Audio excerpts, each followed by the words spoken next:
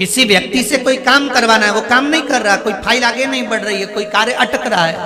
या फिर कहीं रुपया पैसा अटक गया हो, नहीं निकल रहा हो, तो एक जल के पात्र में जल भरकर 5 बेलपत्री शिव जी को समर्पित कर कर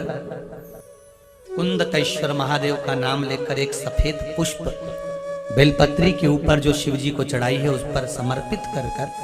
जल जो लेकर गए हो, अपनी उस कामना को कर कर कि मेरा ये कार्य अटक रहा है, ये कार्य नहीं हो रहा, कुंदकेश्वर महादेव का नाम लेकर धीरे धीरे जल की धार चढ़ाइए। और एक बात हमेशा याद रखना, फिर निवेदन कर रहे हैं, अच्छे से समझ लेना, शंकर जी पर जब जल चढ़ता है, शिव जी का जब अभिषेक होता है, शंकर जी पर जब जल चढ़ाया जाता है, दूध चढ़ाओ, जल चढ़ाओ, कुछ भी चढ़ाओ, पर एक बात का स्मरण अपने जीवन में होना कि इतने ऊपर से मत चढ़ाना कि जल चढ़े और छींटे आपके ऊपर। बहुत ध्यान दीजिएगा। हाँ, तो यहाँ तक वर्णन करा गया है कि शंकर जी का जल चढ़ा हुआ जहां से बहकर जाता है ना, उसको लांगा तक नहीं जाता। यहाँ लांगते हैं क्या?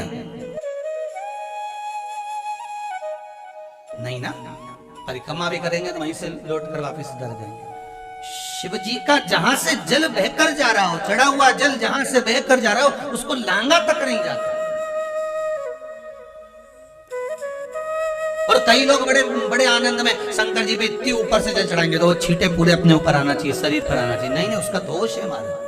उसका दोष। आप भगवान को अगर जल चढ़ाओ, दूध चढ़ाओ, तो मान लो अगर जैसे एक सरल भाषा में समझ लो और अच्छे से कि जैसे ये शिवलिंग है शंकर जी का, ये शिवलिंग है, और आप जल चढ़ा रहे हो तो इतने ऊपर से छोड़ोगे तो पानी का छींटा तो अपने ऊपर आएगा, पर वही जल, वही दूध, वही सामग्री आप शिवलिंग से थोड़ी सी दूरी बनाकर अगर आप समर्पित करेंगे तो बाबा उसको स्वीकार भी करता है और आनंद की अनुभूति भी होती है, कार्य में सिद्धता भी होती है, कार्य में उसकी सिद्धता भी।